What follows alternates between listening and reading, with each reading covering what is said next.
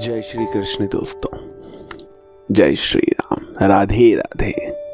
श्री श्याम सुंदर महाराज की जय। कितना कुछ कहूँ, बहुत कुछ है कहने के लिए, पर अभी के लिए यही विराम देता हूँ और शुरू करते हैं हम आज की हमारी कृति के ऊपर, हमारी आज की वीडियो के ऊपर, जो कि मैंने श्री कृष्ण महाराज को मध्य में रखते हुए बनाई है।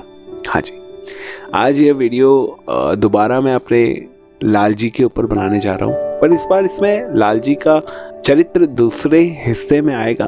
पहले हिस्से में तो आज हम बात करने वाले हैं उनके सखा, उनके मित्र, उनके सलाहकार, उनके सारथी श्री उद्धव के बारे में। आज की जो ये वीडियो, जैसे कि आपने वीडियो का शीर्षक तो पढ़ ही लिया होगा, आज की जो ये वीडियो है, आज हम बात करने जा रहे हैं द्वापर युग के एक ऐसे व्यक्ति के ऊपर, उनके व्यक्तित्व के ऊपर, जो कि अपने ज्ञान के लिए जाना जाता था और जिसे ज्ञान और वैराग्य के मार्ग से प्रेम के मार्ग पे प्रदर्शित किया श्री कृष्ण जी की प्रिय गोपियों ने। इसमें श्री कृष्ण जी का योगदान बस कुछ है, पर वो बहुत बड़ा है। पर सब जो भी होता है इस धरा पर, इस संसार में, आपके जीवन में, मेरे जीवन में, वो तो सब कृष्ण जी की ही मर्जी है। तो आइए हम जानते कि कौन थे उद्धव जी और क्या था वो परिदृश्य जिसके फलस्वरूप ज्ञान का पर्दा उठता है और प्रेम प्रतिपादित होता है। उसके पहले मैं आपसे आशा करता हूँ कि आपने चैनल को सब्सक्राइब कर ही दिया होगा, वीडियो को लाइक कर दिया होगा और इस वीडियो को सबके साथ में साझा भी कर दिया होगा, क्योंकि असली मजा तो सबके साथ आता है। तो आइए शुरू करते हैं उद्धव चरित्र। जैसा कि आपने सुना, आज का शीर्षक है उद्धव चरित्र।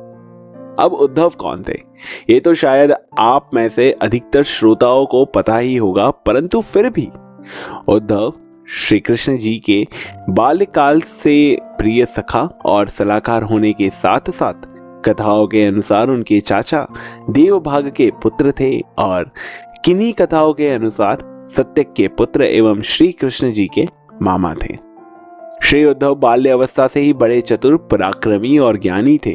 उनकी चतुरता और ज्ञान का इसी बात से अंदेशा लगाया जा सकता है कि उनके गुरु स्वयं साक्षात देव गुरु बृहस्पति जी हुए, जिन्होंने उद्धव जी को समस्त वेद विद्याओं में निपुण किया। वैसे देव भगवान के निराकार और निर्गुण स्वरूप का ही आराधन करते थे। अच्छा, आराधना करने का ये मतलब नहीं है कि आप मंदिर जाए तो ही आराधना होती है। यहाँ पर उद्धव जी का ये मानना था कि भगवान सर्वत्र है, आपके पास मौजूद है, और ये स्वयं खुद भगवान भी गीता में कहते हैं कि मैं तो सभी जगह मौजूद हूँ, आप बस आंखें बंद करके एक बार मुझे याद तो करिए। ये याद रखिएगा कि जब तक आप भगवान को याद नहीं करेंगे, भगवान आपको याद नहीं करेंगे। यहाँ पर उद्धव जी का यह भाव था भगवान की भक्ति को लेकर। ये कहा जाता था कि उद्धव जी साक्षात श्री कृष्ण जी के समान ही थे। वैसे ही नैन नक्श वाले, श्याम वर्ण का सुंदर मनोहारी स्वरूप, नीले वस्त्र पहने कृष्ण जी सी छवि बिखेरते हुए, बस उम्र में ठाकुर जी से थोड़े से बड़े थे, परम ज्ञानी थे और इंद्रियों को संयम में रखते थे, जो ठाकुर जी को पसंद है। कुछ ऐसे थे हमारे उद्धव जी।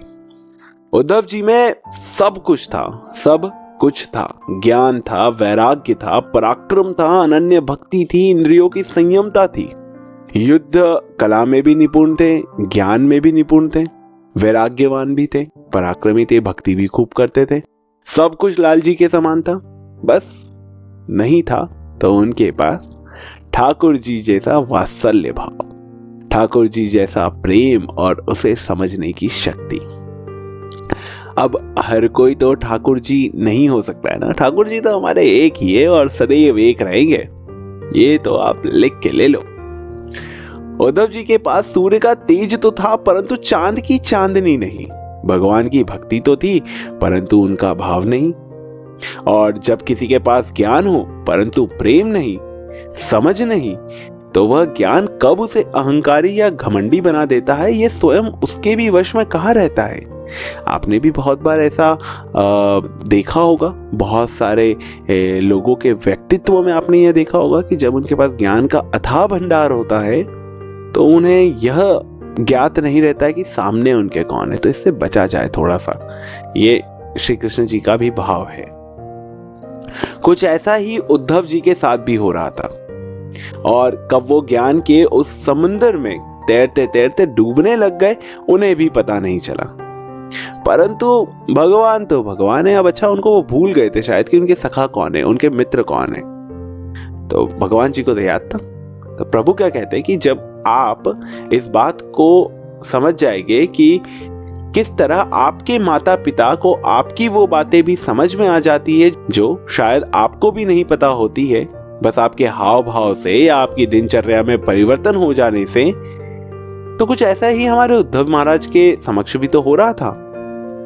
जैसे हमारे साथ होता है और जैसे हमारे माता पिता उन बात को समझ लेते हैं, वैसे ही हमारे भक्तवत्सल श्री श्याम सुंदर मुरली मनोहर कृष्ण जी भी उनके प्रिय सखा उद्धव को देखकर समझ जाते हैं।